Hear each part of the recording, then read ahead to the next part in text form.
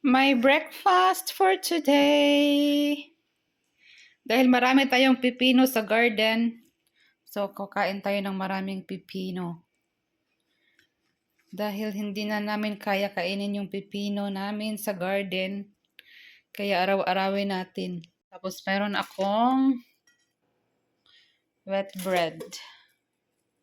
Tapos lagyan natin ng egg. Boiled egg lang to. Tapos nilagyan ko siya ng konting mayo. Konting mayonnaise. Ayan yung palaman natin. Ayan yung breakfast ko.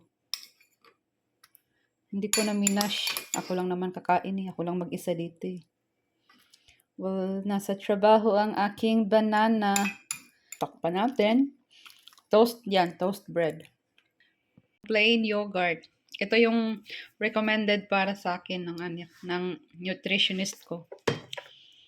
Plain yogurt. Tapos lalagyan natin siya mamaya ng blueberry. Pinaghalo-halo na ng asawa ko yung prutas. Para maisa daw. Ayan lang yung fruits natin. Konti lang. Tapos lagyan natin ng cantaloupes. Ayan yung cantaloupes. Ayan yung healthy breakfast ko, guys. Ito, to eh. Ayan ba yung lasa nito? Parang maasim. Walang lasa kasi no sugar. Ditong egg sandwich. Kain. Harap.